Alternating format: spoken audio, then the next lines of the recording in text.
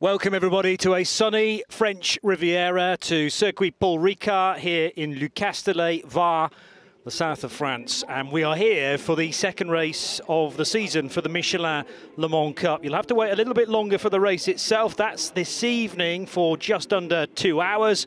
But before that, we need to set a grid for both the GT3s and the LMP3 cars that will be competing in the race. 2 lots of 15-minute qualifying. And it's me, Johnny Palmer, together with Graham Goodwin, to talk you through it. And I think there's going to be quite a lot of narrative to discuss, because Barcelona's race was highly entertaining, sometimes not necessarily for all the right reasons, but we've got a great season on our hands, Graham. We have indeed, Johnny. Good afternoon, everybody, from what is now, I'm happy to say, a sunny Paul Ricard. It wasn't like this earlier in the week. Very wintry weather up here in the mountains above the French Riviera. Teams coming out onto pit lane for what will start with the GT3 class. But before that, Johnny, where have we been? Where are we going? Yeah, well, back-to-back rounds, in fact, in France, because the next time we'll be racing will be for the road to Le Mans in just over a month's time. But Le Castellet forms round 2 after our trip to Catalonia and Barcelona. And still to come, Spa-Francorchamps, slightly adjusted date for that at the end of August. Mugello's brand new for everybody, and Portimao at the end of the season, the now traditional season closer to the south coast of Portugal, where we still retain a bit of heat, we hope, but it can be changeable conditions. There's a lot of racing to be done before we get there, though. There is. First up, as we say, is the GT3 class. Happy to say that is boosted here. There's a number of storylines to come. This is the iconic Le Castellet circuit, the almost 5.8 kilometre circuit, 14 turns, but principally seen at the end of the absolutely massive Mistral Straight, Johnny. Yeah, it's 1.8 kilometres, so just a touch over a mile in length. And the key thing about this lap is which way do you go, because you need a car that's going to be good through the really technical sections. This was and still is a high-tech test track, and therefore every corner you can dream of is sort of incorporated into this. But clearly a car down the straights is one of the high priorities. But then if you're nowhere come the end of the lap into the Double Droite de Beausset and corners like Virage du Lac, Virage du Pont, you're going to really struggle for a decent grid position. So there's a fine line to be walking here in terms of setup, and these teams and drivers have had already 2 free practice sessions to try and get to the bottom of that and work out which way they want to approach it. So, as I said, happy to say that we've got some additions to the GT3 grid here for a variety of reasons. And we'll see those cars out on pit lane shortly. An additional Ferrari, the debut this season and the debut in the Michelin Le Mans Cup for the current version, the new version of the Aston Martin Vantage, with a new team to the Michelin Le Mans Cup, Blackthorn. Here comes the Iron Dames, though, the number 83 Lamborghini. Fabulous looking and fabulous sounding thing. It will be Celia Martin to qualify the car. It is, of course, the bronze drivers of the squad that will qualify the car in both these sessions. Yeah, so you can run with a gold or a silver. Predominantly it's silver, but no platinums allowed in this championship. But you have to have at least 1 bronze. We have in the past had drivers that are deciding to do it as a duo of bronzes, looking down the entry list, which has been chopping and changing quite a lot until yesterday, really, when it was cemented in place. But I can't see any team which has chosen to go with 2 bronzes. So that decision automatically made by the regulations. Indeed. Coming out now, a couple of the Ferraris, 1 of the 2 Castle cars in the order. Number 12 car on pit road now. That will be Frédéric Chousset. Just the background, you can see the Ferrari that missed the race in Barcelona, the Spanish biogas Ferrari, after an engine problem, counted them out for the serious running in the race. 88 car there from A, of course, again, another team fielding 2 296 GT3s. Here is the biogas car, very different livery from the predominantly red liveries we see often in the Italian Enter cars. You might be wondering, where are these cars coming from and why are they having to park in front of garages? Well, all of the garages that are here at Le Castellet taken up by European Le Mans Series teams. At this point in the day, though, the ELMS squads are not permitted into the working lane or the fast lane, so they have to remain in the confines of their garage.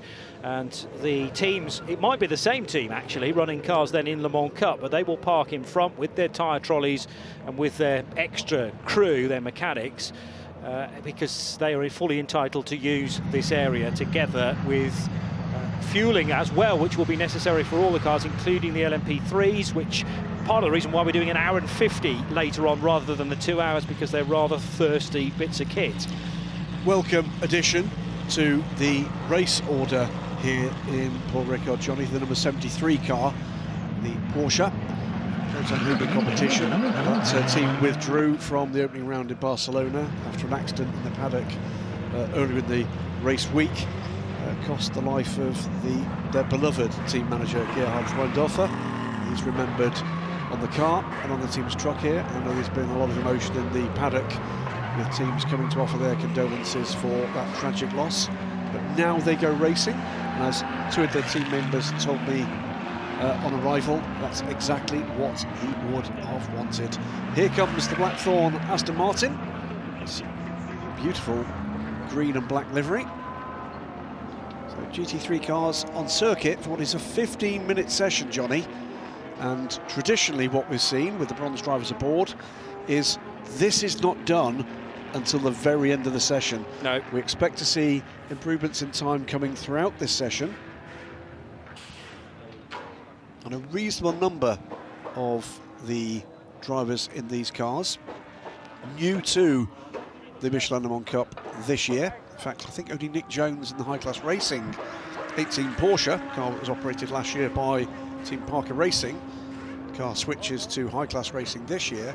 I think he's the only carryover bronze driver in the order we have here today. Which is an incredible turnaround, but it just shows the popularity of this championship to get a new class, if you like, a new wave of competitors in the off-season. And they're still getting to grips, potentially, with their cars, although this is standard GT3 competition, as opposed to what we'll see in the European Le Mans Series for qualifying later on today. They are LMGT3s, and a change of technical regulation. There's also various sensors on there and torque sensors to make sure that it's more closely governed, a bit more of a body kit as well. Not so much on the cars we've got here, but for me, what's emerging with LMGT3, and we're talking about that a lot more with the European Le Mans Series cars on track, is significantly more about energy management than we've expected from GT3 in the past. This, though, is classic GT3 racing, yes, which basically means get in, go like hell. Yeah.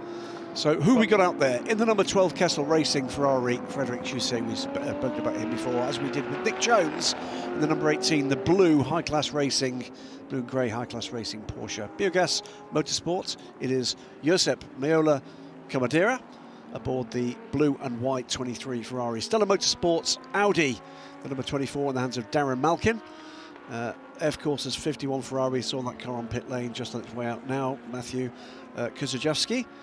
Winner last time out. He was indeed. Proton Huber competition, and that's a beautiful Porsche, the number 73, Jörg Drieshoff. Andrew Gilbert pilots a 74, that is I believe that is the orange and grey Kessel Ferrari 296, so Andrew Gilbert aboard the number 74 car. The 83 Iron Dames car, as we said, is Silo Martin. Custodio Toledo was in the mix in Barcelona.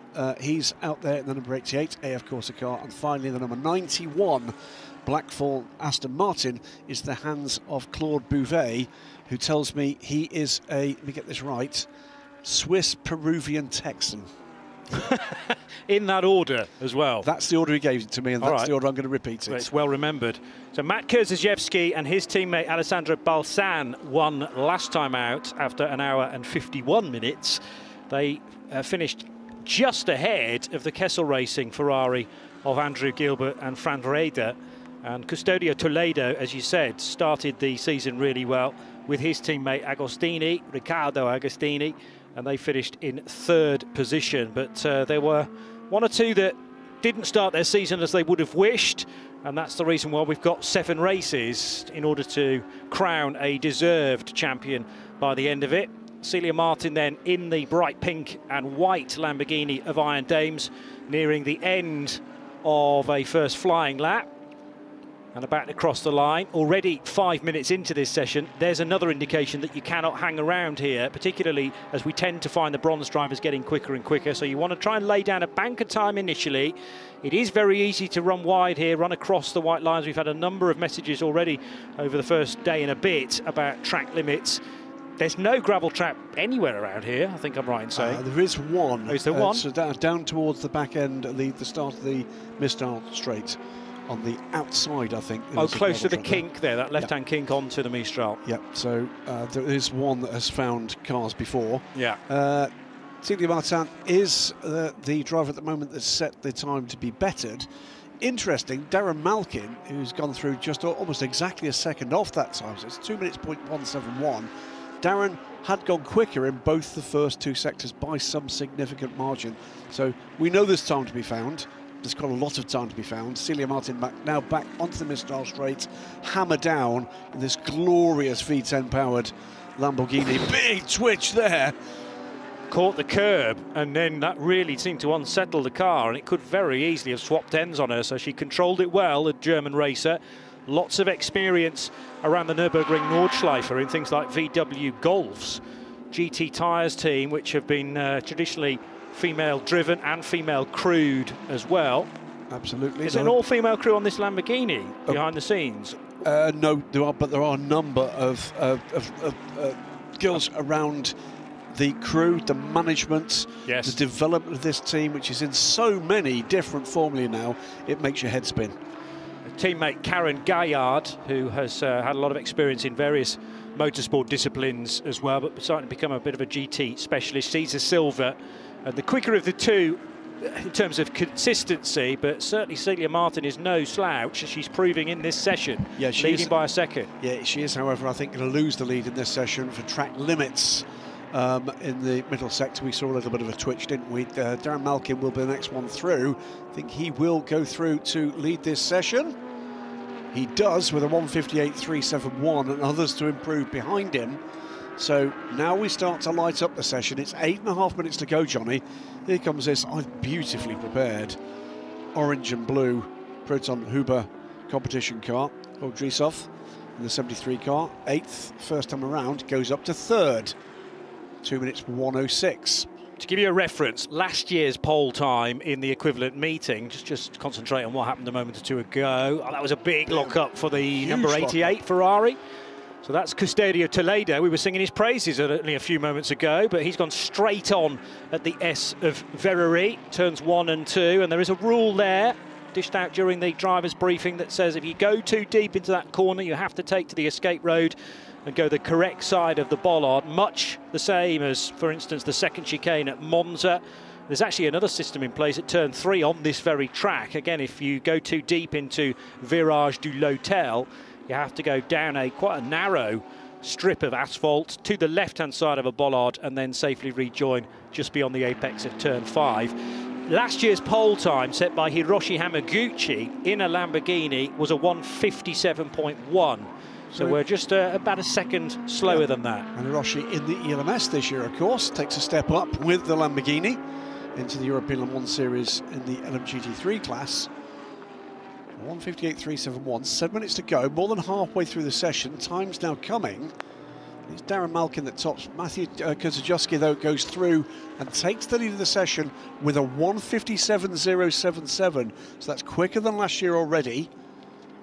And a lot still to come here. Still purple sectors, fastest overall sectors for a couple of other cars there, and lots of blue. That's fastest sector for that car. So the 32-year-old American from Pennsylvania, Matt Kozajewski, who has driven in GT Italia in recent years and Ferrari, the European Cup Championship for Ferraris. Kozajewski, 0.234 of a second down. They're down now on Celia Martin. She's gone through and first into the 156s. 1:56.843 now for the Lamborghini.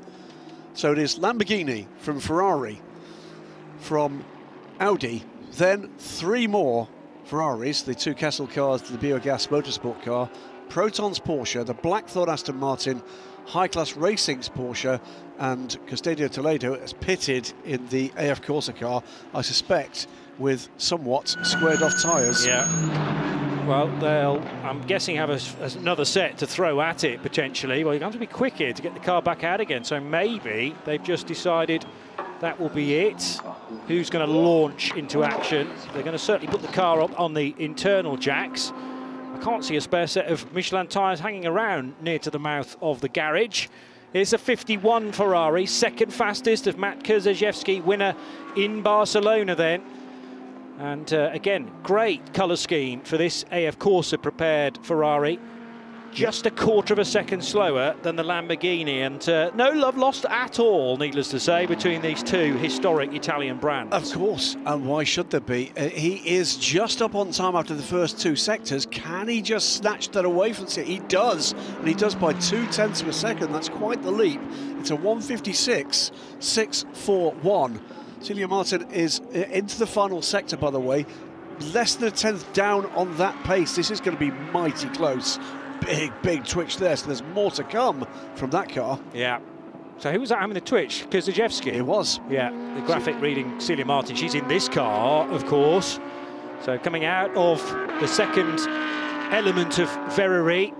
I always call this a bit of a straight between 2 and 3, but there are several kinks within it. Then you have to get the car over to the left-hand side to slow it down for this really technical section, but you can win and lose quite a bit of time through turns 2, 3 and 4.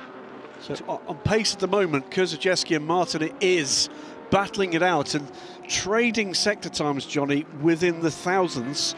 Behind them, though, Darren Malkin now on a quick lap and having put in a purple sector at the end of his warm-up lap.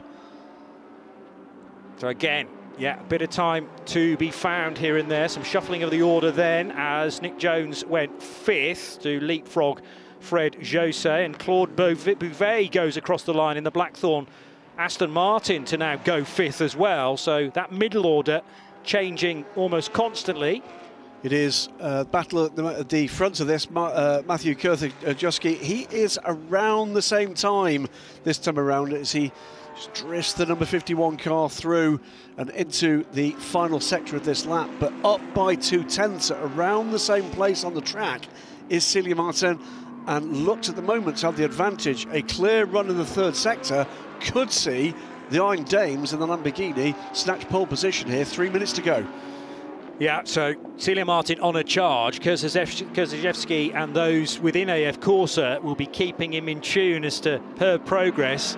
He'll want to try and stay out, but it'll be in a similar situation with Custodio Toledo, perhaps, although of course the big lockup didn't help earlier on, but everyone's tyres may well have already produced their best. She had a poor final sector, I'm afraid, so no improvement from Celia Martin.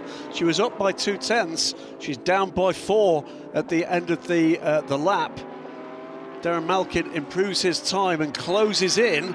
So the top 3 now separated, Johnny, by about 3.5 of a second. Here we go, final few laps. Purple time still, though, showing up on the screen for Darren Malkin's Audi, the Celia Martin Lamborghini, this car, the Matthew Kurzejewski Ferrari. The great thing about this is that it doesn't seem to matter which manufacturer you've gone with, you've got a chance of taking pole position. I know the Ferraris were given an extra 10 kilos in weight coming into this meeting, but it doesn't seem to have affected the 51's pace so far. Next best of the Ferraris is Andrew Gilbert's version for Kessel Racing, and all of a sudden the number 18 car, sorry, the 12 Kessel Racing car of Fred Jose briefly getting 5th place back again, but Nick Jones crosses the line and he's back into the top 5. Yeah, the middle order here are changing with every lap. Here's Darren Malkin powering down the Mistral Straight, but ahead of him and 0.4 up on pole, provisional pole pace, is Celia Martin. She's into the final sector now. It will be Kurzejewski to finish this lap first, but he doesn't look like he's set to improve. But a clean third sector here could see a first pole position for this new look Iron Dame squad. Just be careful not to cross the white line. Close. Yeah, it did look like that all 4 wheels were close to being off the track. We will wait to see whether this lap stands, but it is purple through the first sector. And as she did it, the second sector, there may be somebody else that's gone through, though, even faster than that. But it's showing purple on our graphics, and the predicted time of 1:56. No, that's the time she's trying to beat. And across the line, Celia Martin, can she leapfrog from one side to the other? No. She picks up 3/1000ths on her own time, but loses 2/10. It was clearly a fantastic third sector in that provisional pole-setting lap for Matthew Kurzajewski that set this pole position. She's trying to hammer away at it. Yet again, by the way, Darren Malkin sets a purple sector in the final sector. But now Kurzajewski, on what will be his fastest final lap, pushing hard, and is better than his previous pole-setting time. Got a good long lingering look here at Claude Beauvais and the number 91 Blackthorn Aston Martin. This new look, Aston for GT3 for 2024. We've seen it in GT3 and in LMP3 spec, and it's a brand new car rather than an evolution of the current car for GT4. But here comes Claude in the number 91 car, 7th on the previous lap. What does that do? 5th for the Aston Martin as he crosses the line and takes the checkered flag. Brief look down into the Iron Dames garage there. Michelle Gatting keeping a keen eye on what Celia Martin's doing in this session. Here's Matt Kurzajewski, and he was a little wayward coming through Beauvais there. So the double right-hander, Beauvais, I should say, not Beauvais. We've got a Beauvais driver, and double droite de Beauvais, he turns 9 and 10, and Kurzajewski just a couple of corners away. But predicted time, not quite as good as Celia Martin, as she's now really cooking on this final tour. Kurzajewski looks set to improve his time. Martin is quicker than that, and also coming into the mix at currently 4th place, but much quicker than previously, Andrew Gilbert. So it's no improvement for Kurzajewski. What can Celia Martin do? And the answer is pole position for the Iron Dames. Left it incredibly late, and we were concerned that the Lamborghini might not be as strong through that final sector as the Ferrari. We're waiting now for any final messages at the bottom of the screen warning us of track limits, but the more this continues, the more that Celia Martin can start to celebrate. I'm sure the message has been given to her on the radio. Celia Martin outpacing the current championship leader, Matt Kurzajewski, and Kurzajewski may be scratching his head a little bit here as to where he might have been able to find that 10th and a half. Improvement as well, but stays 3rd at the moment for the Stella Motorsport Audi in the hands of Darren Malkin. Closed the gap to under 3/10 at the flag. Just watching for the end of the lap here from Andrew Gilbert. He doesn't manage to close the gap by enough to get it amongst them. So that's excellent stuff. Sarah Bovey and Michelle Gatting taking a close interest in their Michelin Le Mans Cup partners. They will be seeing action later, of course, in, or rather Sarah will, in the qualifying session for the European Le Mans Series. We do get remembered to see the race here today for the Michelin Le Mans Cup. Yeah, and it's become a Saturday, almost evening fixture to look forward to. There's a big party tonight, a rooftop party here at the track, which continues until 2 a.m. You know who will be propping up the bar till the very end. That's me and Graham. Absolutely. Loving it, loving it, loving it, loving it, loving it large. I think that's the correct terminology for the youth of today. The race for the Le Mans Cup, Michelin Le Mans Cup, is billed to start at 10 to 6.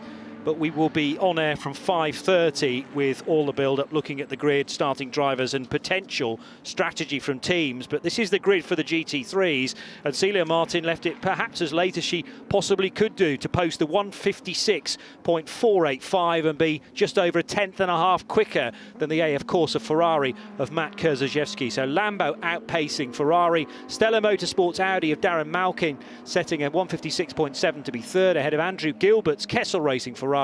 Aston in the top 5, Claude Beauvais for Blackthorn and their 91 car, and Nick Jones gets a Porsche, another manufacturer, into the top 6.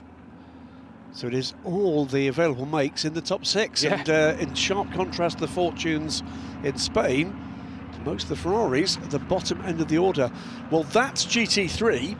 We're about to go qualifying with LMP3 and an awful lot of cars. Here's one of them, the number 62 Breton racing car with its Rebellion tribute livery. Graf back as an invitational entry here. Great to see that famous French team back. Cool Racing, and what form they've been showing in the recent years in LMP3 as Nicolas Lapierre and his team put together their development programme. The thing that strikes you here is that not so much behind the 97, but the gaps between in front, between the nose of the car and the rear of the next in pit lane is very, very minimal. And during the stops, you get a reasonable amount of time to make the stop because you have to each do 45 minutes of driving. But if everybody plunges in during a safety car, for instance, it can be bonkers. You may well, at home, have a water feature in your back garden. Odin Gudmundsson has a volcano in his. Real one. That trumps it, I think, really. Team Tour, the number 77 car, into Europol competition. Already winning form for into Europol here in Paul Ricard with their first win in the Ligier European Series. Another race you can see later today, live and free. Again by T2 Racing, and one of, I think it's 3 Duquesnes we have in this field. The 67 car, it'll be Peter de Kertens aboard that car, with the bronze drivers again aboard for this session. The others, by the way, sported by Race GP, Race GP and Stella Motorsport. Race GP are going to have to spend longer in the pits than everybody else because Fabian Michel is a rather quick bronze driver. I thought that was Adrian David. No, it's Fabian Michel who's been on he's on the bulletin. Is it David the reason then, rather than Michel? I think so.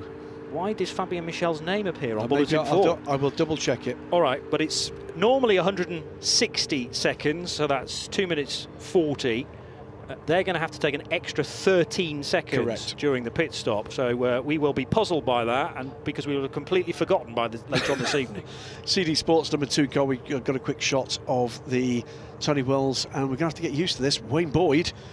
Every time I see Wayne Boyd in Nielsen overalls, it's kind of, hang on, because he's moved, of course, from United, who have stopped their LMP3 programme to accommodate their new LMGT3 efforts in the FIA World Endurance Championship. But it is a kaleidoscope of colour, including this Carrera Models liveried Rinaldi number 71 car. Stefan Aust, it will be in that. 29 LMP3 cars for this session. And there you go, with neat synergy. There is the number 29 car, one of only one of what should have been 2 cars for MV2S here this weekend. One of their 2 cars withdrawn, as indeed, by the way, if you're scanning an entry list and looking for Murphy prototypes, they too have withdrawn from this this meeting. P4 Racing looking for a better weekend here. And the number 13 car, the M Racing car, Ivan Muller's team. Showed well, didn't have a lot of luck in Barcelona. And there is a great deal about this championship which involves luck because often the question is asked ahead of an hour and 50-minute race, how important really is qualifying? In this championship, I'd say it's very important because if you start on the front couple of rows, you will hope to miss out on any carnage that can traditionally kick off behind you. So just to be in the clear and gone and try and extend the gap as early as possible, when you consider the Mistral straight, you'd sooner be hitting the Mistral through turn 7 to see an open road in front of you rather than a wall of LMP3 rear decks. So often asked, what is the Michelin Le Mans Cup about? What is it like? It's like you get a sack and you put a dozen or so Angry Bees, they're the GT3 cars in that sack, and then what you do is you throw in approximately 30 Angry Pit Bulls in. They're the LMP3s. Give it a shake. Yeah. It's broadly speaking like that. Pour it out. Yeah, for about an hour and 50 minutes. Yeah. So Colin Noble, I think it was. Colin hasn't been a very well bunny this weekend. Won't tell you just exactly what the symptoms were. It's a family show. But has been suffering, I'm afraid, somewhat. So hopefully he's in good form for the remainder of this weekend. It does amaze me that you can feel like that, but still drive a race car very, very quickly. But that's the ability to sort of put that aside and focus on the job in hand. Adrenaline can get you so far as well, but it's extending that through well, he'll probably drive for about an hour or so later today. Get the bronze out as early as possible, but it's dictated a touch as to whether there's a yellow out on track, if there's a 30 seconds full course yellow or a safety car. LMP3 qualifying, remind drivers of track limits. Gwen Boursier, our race director for the Michelin Le Mans Cup. Obviously, in past years we have had a lot of races for this, but he's decided rather than do that, he'd rather sit in a darkened room. 10, 9, 8, 7, 6, 5, 4, 3, 2, 1 LMP3 qualifying session has started. I was going to come back with the response, who can blame him? Yes. Because, yes, you'd want to certainly do that after a race for these cars because it is utterly entertaining. But if you're trying to police it, oh dear. Fair play, Gwen Boursier, for putting your arm up and saying, yeah, that's my job. He has been a race director in the past. He's also been a team manager, though, in Formula E. So he's appreciated it and experienced it from both sides. And was our race director for the Le Mans Series this past season. Thoroughly lovely guy. Very happy to chat about, to explain things that have happened post-race to us, and that's always appreciated by our race control staff, and the senior staff in particular. Out they go, Johnny. Some of them, but I think it's wise for those that are holding back. Virage, for instance, think, well, I'm not going to join the queue because this bomb burst of cars out on track are then going to be fighting for position. So just take a breath, 60 seconds or so, and then send a car out into much clearer air. So not quite sure which is going to be more fast-moving. Is it going to be the LMP3 cars on track and down the Mistral straight the leading quartet come, or is it going to be the positions on the timing and scoring screen? Because traditionally, these, if you do watch with live timing, it is of course available online for you free. Please do use that facility. Traditionally, these sessions are what I would politely term utterly bonkers. Yeah, and that's a great technical term for you to understand. I'm scientific sure you do. Scientific term. Yeah, there are people in space programs that are adopting this bit of terminology. So onward we go. Still not got the full complement out on circuit. Tony Wells we're still waiting for in the number 7 car, the 66 Rinaldi racing machine of Steve Parrow. And actually he's the only one now still in pit lane. So otherwise the 29 cars are circulating. And it's very difficult to pick who might be quickest after all this, because again, it's a session you have to stick with throughout. There may be a pattern set early on, but that changes in the closing 2 or 3 minutes. So first across the line to start the flying lap was Jens Müller, and Jens, of course, stepping over from previous competition here with GMB Racing and their Honda NSX GT3 effort that was so successful. Sad that those cars aren't with us anymore in the Michelin Le Mans Cup, but we have others to replace them. Just checking out the background there, that's a strip of grass with history. In the days where the circuit was owned by Bernie Eccleston, he had grass imported from Biggin Hill Airfield. Nice. To make that grass strip between the garages and the pit wall. Track temperatures currently 30 degrees C, air 18.5, and quite a warm and humid day, 45 degrees humidity currently, but the wind has dropped. I was quite concerned about a crosswind down the Mistral, which would have been playing havoc with the aero on these cars. This place does get quite a bit of strong wind because it's on a plateau and you have to drive up to it. So yesterday was very blustery, but that seems to have eased off a touch now. Tomorrow's race could be rather entertaining because I think the wind speed picks up again now for the European Le Mans Series. With such a long straight there, depending on the prevailing wind direction, it can have a massive effect on speed, on the stability of the cars as they come through Seine Corner, where we've just seen Peter de Ketten's coming through. Coming towards the end of this first flying lap, Johnny, and the car tracker we've got in the booth here is just a light. This is not going to be easy to pick out a clear lap for these drivers.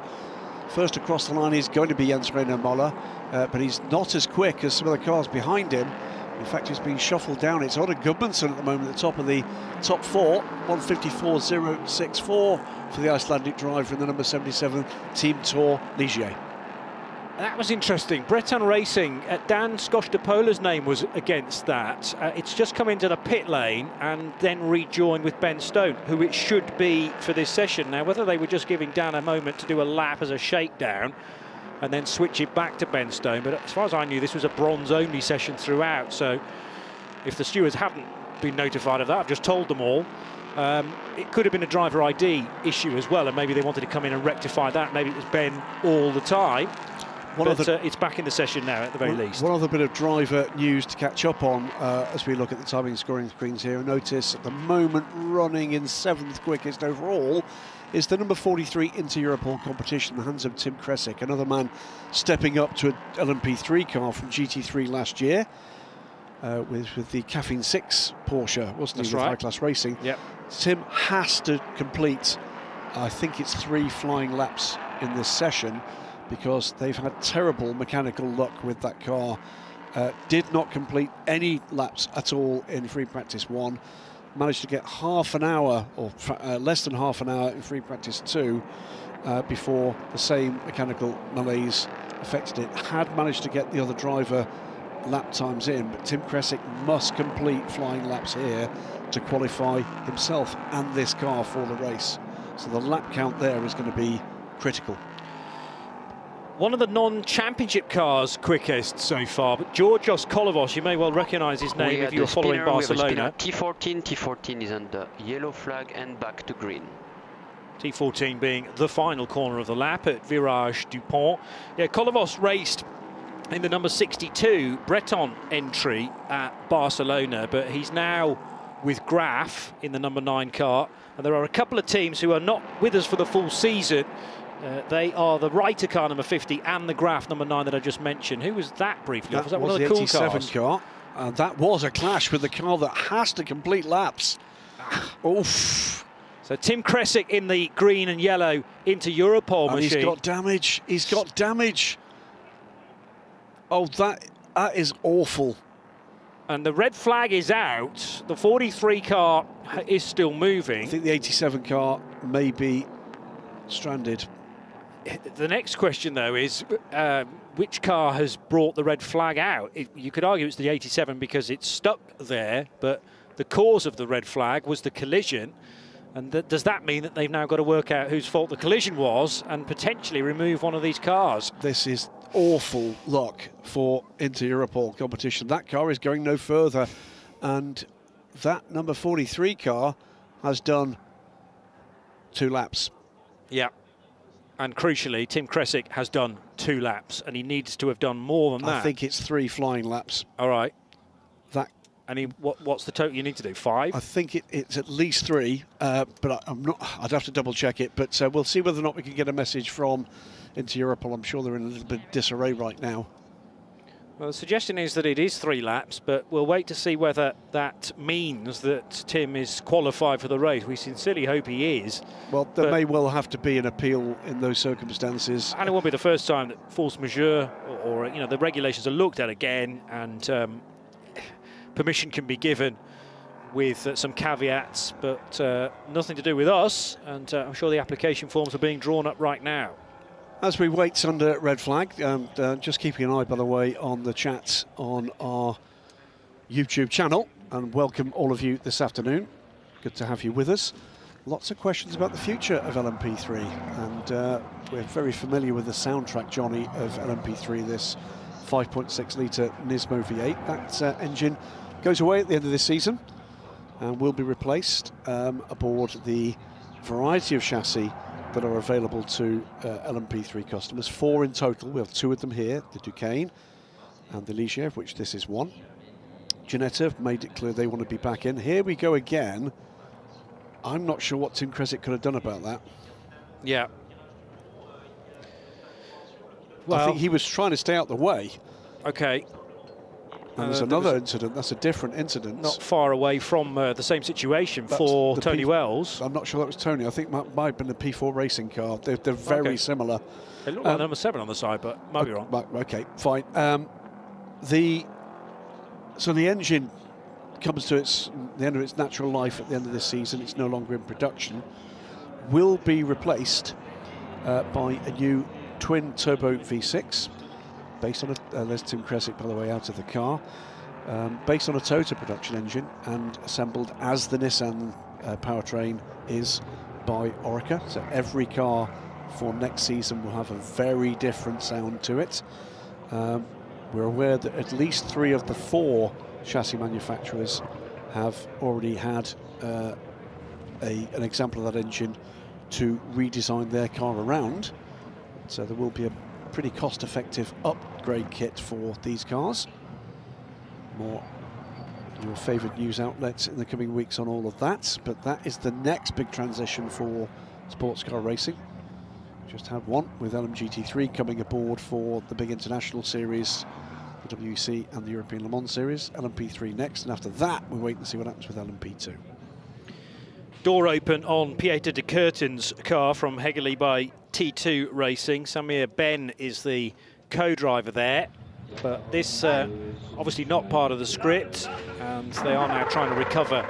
Well, the 87's back in the pit lane, so that has managed to fire back into life and do a full circuit and return to the pits. The problem for Tim Kresick was that he missed the pit lane entry road where the contact was made, because it's much further back these days, remember. It peels off to driver's right at turn 13, so beyond the point of no return to get the car into the pits, and I'm not sure it may not have made it even if that clash had happened a little earlier in the lap anyway. So Tim Kresick now just merely a spectator to this session, and we are back to green, but significantly with less time now, and you're going to have to incorporate an extra out lap as well. 8 minutes to go. Indeed. The only car that hasn't yet set a flyer is Ben Stone, the number 26 Breton Racing crew of the Czech Republic.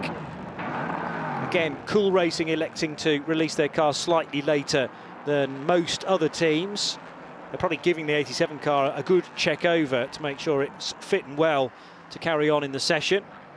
That was James Swetnam, who was looked like turned around after the contact, but whether Swetnam turned in or whether Tim Kresick was a bit forceful into the corner, that is what's being investigated. Well, it will be investigated after the session, we're hearing now.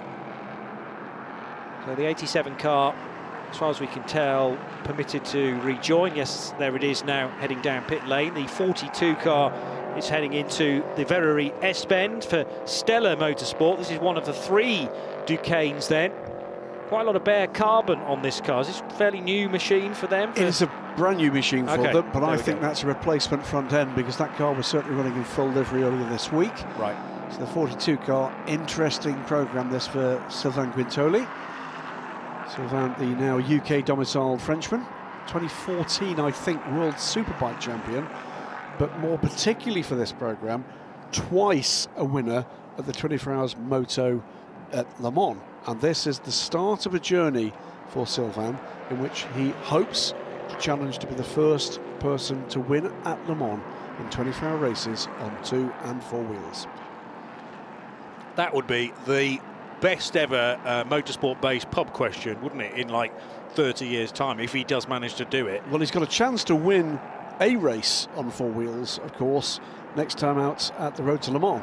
Stellar Motorsport, by the way, based close to Silverstone Circuit in the UK, of course, have been here in the championship for a season already with the Audi that we've already seen earlier this afternoon in GT3. They double their efforts with this Duquesne this season, have ambitions to go further up the ladder. We'll watch this space. The team came here with form as the reigning British GT4 champions. Jamie Falvey, 13th fastest. I just looked at the tracker that we have as one of our screens in the commentary box. All the cars pretty much were down in sectors 1 and the start of sector 2. Now they're all getting tipped down the Mistral straight together, and it's like a pinball machine, I suppose, where you tip it from one direction to the other. They're now all going into the final sector. So those that have played it relatively cleverly, including Graf, who at the moment have the fastest time, amazingly, Giorgio Kolovos does have a clear road in front as Senan Fielding, Sylvain Guintoli's teammate, watches his bronze co-driver go. Yeah, this long string of cars, by the way, is headed up by another of our newcomers this year, Mark van der Snel, the father and son effort at More Motorsports. But, watching Jamie Falvey, 13th at the moment, and he goes to the top. And he goes to the top by 9/10 of a second from Alden Gudbranson. Oscar Bitar pops in second. For Virage, so 44 faster than 59 from the same Polish outfit, Team Virage, champions as well previously in this competition. Certain Julien Henrion, who cannot stop winning, victorious in the Ligier European Series 2 years ago, then took this title in 2023, and onward into the ELMS he goes. Jamie Falvey slipping to second because now Fabien Michel's just gone across the line in the 85 car. Fabien's pace, as mentioned, has been picked up by the organisers. The 85 crew going to have to take a little bit longer during their pit stop later in the race. But Ares GP now to the top with a 1 minute 50.7. And they were mighty quick at Barcelona, then suffered bad luck, didn't they, Johnny? It's 3.5 minutes to go. Who is going to come out on top? 2.276 to a second. Ares GP ahead of Team Virage, their pair of cars. Then High Class Racing, CD Sport, Team Tour, Graf, Cool Racing's 97. Then the 34 from Inter Europol, which just loses that place in the timing scoring to ANS Motorsports. They were your top 10, but the time that's taken me to read out the 10, of course, they're not anymore. Adrian Schiller goes through into second place, the number 97 Cool Racing car, by 0.5 of a second.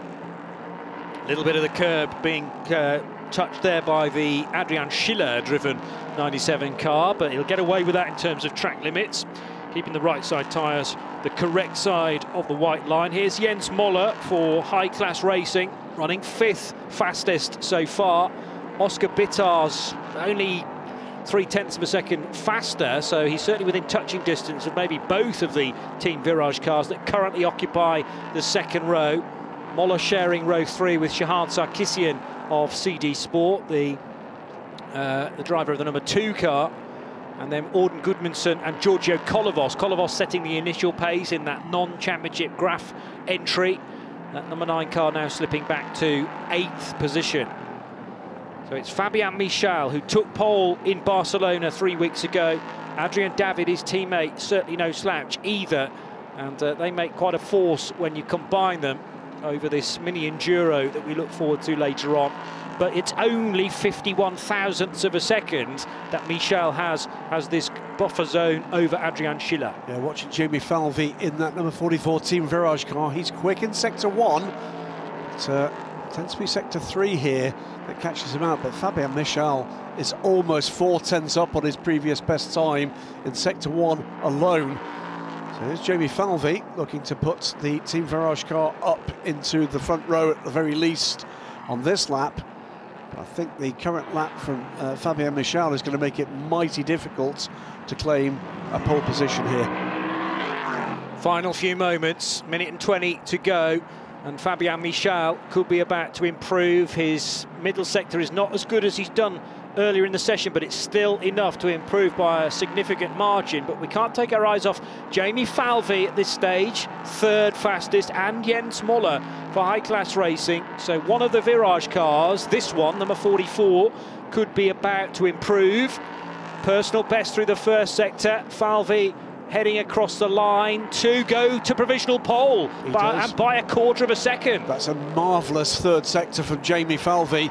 What has Fabien Michel got to play with here? I think he's quicker. Here he comes. He's got a car in front of him. Don't think that's going to be too much of a problem at this point of the lap. But it's a 150.501 to beat. What can Fabien Michel do? He's in the 149s. It's a 149.975, and he's 0.5 second up. So 1/4 of a second in one direction goes to 0.5 second advantage for Michel over Falvey. Still waiting for Adrian Schiller to complete this lap as well. He's found a PB through the middle sector, that long Mistral straight. Although the timing sector itself ends just before, quite a bit before the braking area for Senior Corner. And 1 or 2 other cars now crossing the line to receive the checkered flag, including Georgios Kolovos for Graf. So it's going to be no better than a 7th place finish for the French crew.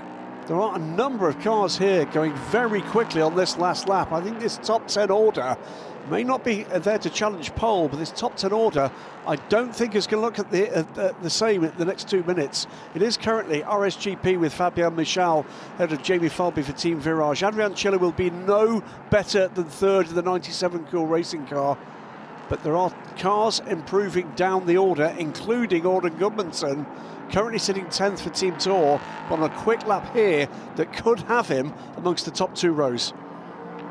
So we're waiting for the currently fastest and second fastest cars, and also 4th, 5th and 6th in the lineup. So that's the reason why it could change an awful lot. The first across the line will be Jamie Falvey, who's second fastest, and there's no improvement there from the Virage driver. Here comes Alden Gudmundsson. What can he do in this final sector? There is no improvement. He goes to 9th, but no better than that. So struggled through that 3rd sector as the tyres started to give best. Shahan Sarkisian going faster than Oscar Bitar, so CD Sport will potentially finish the session 4th fastest here, looking for anybody else that might be about to improve. Jens Moller not yet home, and nor is Fabian Michel. Others slowing down because they've seen the checkered flag. Michel pits. Well, he didn't need to do any more. He was already half a second quicker than the rest of the field. So the only other question mark is Jens Moller, although Ben Stone didn't. Ben just crossed the line to do a 151.5. So that puts Ben into the top 6 right at the death of the session. Absolutely. So I said just a few moments ago, Alden Gudmundsson improved to 9th, puts him down to 12th. Yeah. That's how much the improvements came, and it came from lower down the order than perhaps we were expecting at that point. Everybody across the line, it is pole position, Johnny Palmer, for RSGP and Fabian Michel. And that's 2 out of 2 for the rapid Frenchman, and they already came here with 19 points, so couldn't convert the pole position into a win in Barcelona, but they still took 18 points for second place. And Fabian Michel, who used to race in the European Le Mans series at LMP3 level with Racing Spirit of Le Mans, he changes to RHGP, and that looks to be a very decent winter move. 149.975 then for Fabian Michel, over half a second clear of Team Virage's Jamie Falvey. Adrian Schiller 3rd in the number 97 Cool Racing car ahead of CD Sport. That was a late move for Shahan Sarkisian up to the 2nd row. Oscar Bitar and Ben Stone the 3rd row ahead of Jens Moller, Georgios Kolovos, Romano Ricci for M Racing, and Horst Felbermeier for, again, the non-championship entry of Reiter Engineering. Both of the non-championship cars in the top 10 in that session. Well, that's 15 minutes. It's going to be an hour and 50 minutes later. Yeah, so thoroughly entertaining stuff throughout, as we promised it would be, and thankfully it did not disappoint. And we look forward then to being back on air for the Michelin Le Mans Cup at 5:30. Gives us a nice chunk of time, 20 minutes to look ahead. Sarah Bovey and Michelle Gatting so happy with Celia Martin's efforts to get the Lamborghini of Iron Dames onto the pole position. And it is another pole for RHGP, despite a fairly brutal session in places. We'll wait to see whether Tim Cressick can start the race as well, but there are so many other runners and riders. And we'll be on air from 5:30 local to bring it to you live. Bye for now.